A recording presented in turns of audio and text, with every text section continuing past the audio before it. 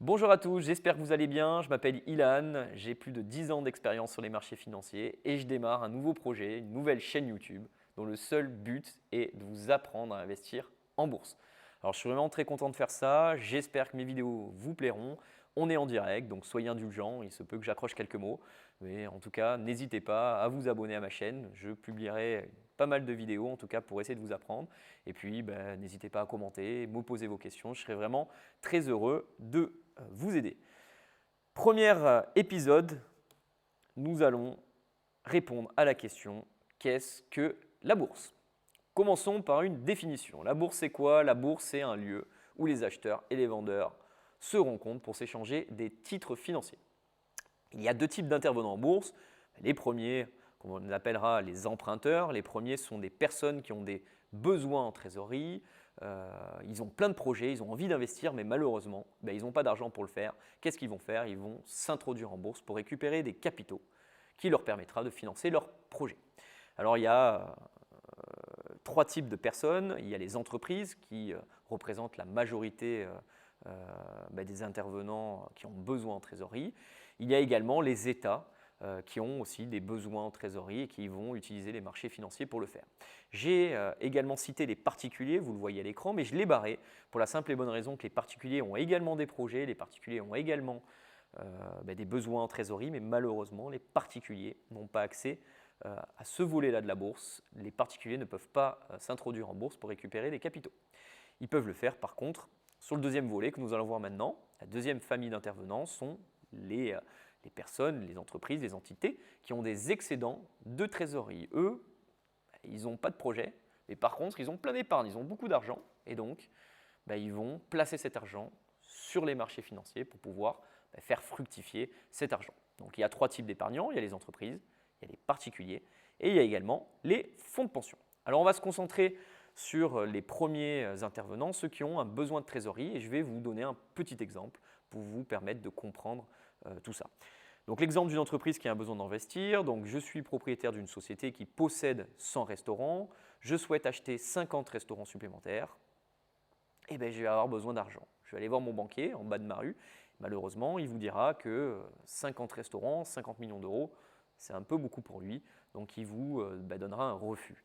La seule possibilité pour cette entreprise, ce sera de s'introduire en bourse, puisque la bourse est aujourd'hui le seul moyen pour obtenir des capitaux importants.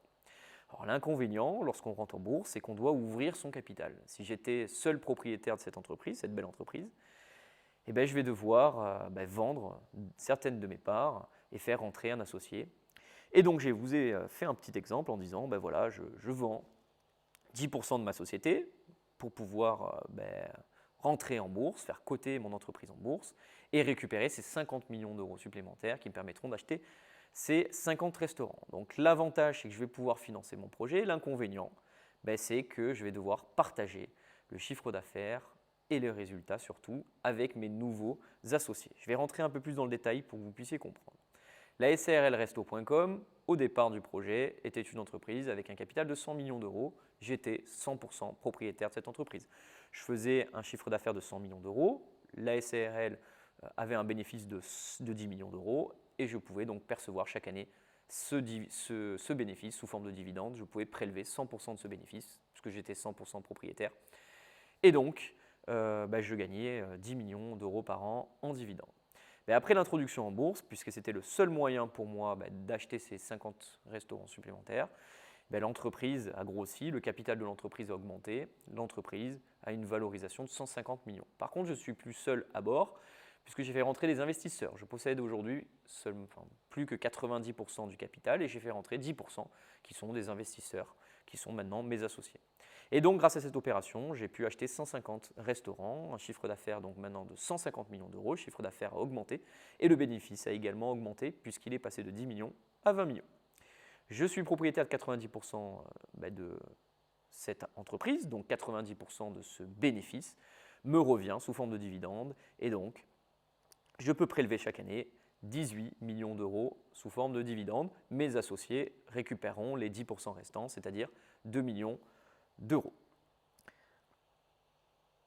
Donc nous avons vu juste à présent l'utilité de la bourse pour pouvoir récupérer de la trésorerie. Maintenant, j'attaque le deuxième volet, celui de l'utilité de la bourse pour pouvoir investir, pour pouvoir faire fructifier son épargne. Et donc là, je dispose d'un capital et puis je vais voir mon banquier qui est très sympathique, mais malheureusement, je vais lui demander de placer mon argent et puis il va vous proposer les solutions classiques, livret A, LDD, PEL, et il va vous dire que les rémunérations sont très faibles et il a raison puisque ce type de placement sécuritaire ne rapporte plus rien, rapporte entre 0 et 1% pour le PEL. Mais malheureusement, j'ai envie de faire fructifier mon argent, j'ai envie d'avoir un peu plus que cette rémunération. Votre banquier va vous dire il n'y a pas le choix, il faut aller en bourse.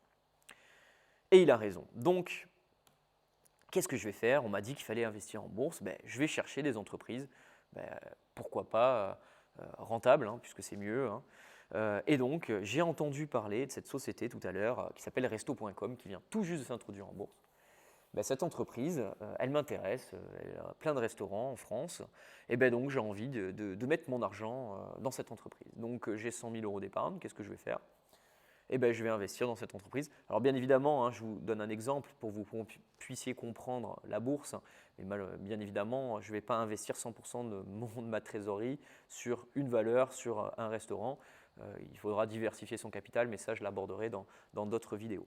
Donc là, j'ai envie d'acheter 100 000 euros d'actions. Je vais mettre tout sur resto.com. Le business model me dit bien. Qu'est-ce que je vais faire?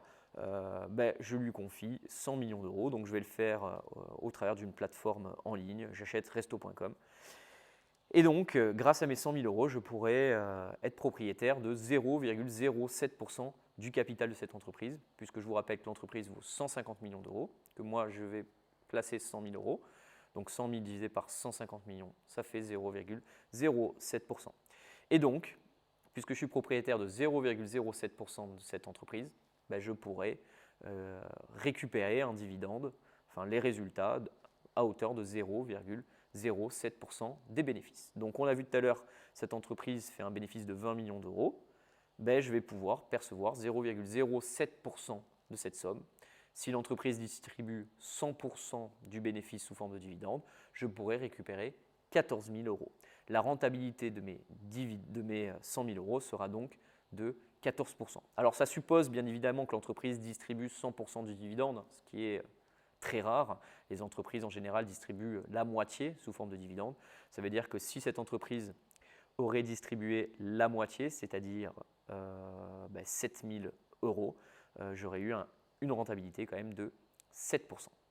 Alors voilà, nous avons vu les deux rôles de la bourse. Un côté, j'ai besoin de trésorerie, je m'introduis en bourse. De l'autre côté, j'ai de la trésorerie, je place en bourse. Donc pour résumer, qu'est-ce que la bourse? La bourse est un lieu de financement. Un lieu où les entreprises vont chercher des capitaux pour investir et augmenter leurs bénéfices. Mais c'est également un lieu de placement, on l'a vu tout à l'heure. Les investisseurs vont échanger leur épargne contre des actions qui leur rapporteront des dividendes et ou de la plus-value. Dividendes, plus-value, on le verra dans des vidéos un peu plus tard. Ce qu'il faut savoir, je vais essayer de vous donner une petite rentabilité, essayer de vous donner une petite idée de ce que peut vous rapporter un placement boursier. Lorsque j'investis en bourse, en moyenne, chaque année, on peut récupérer entre 5 à 10% si on choisit les bonnes entreprises. Quand je dis 5 à 10%, je mélange à la fois les plus-values et les dividendes. Voilà, il est temps de se dire au revoir. J'espère que cette vidéo vous a plu. Je vous mets à l'écran les moyens pour me contacter sur YouTube, sur Instagram, mon site internet et sur Facebook. Et je vous mets aussi également un lien pour accéder à ma deuxième vidéo, l'épisode 2, où nous répondrons à la question « Pourquoi la bourse monte ?» Voilà, j'espère que cette vidéo vous a plu, que le format vous correspond, ces vidéos courtes. En tout cas, moi je suis très heureux de faire ça. Je vous dis à très vite et je vous dis au revoir.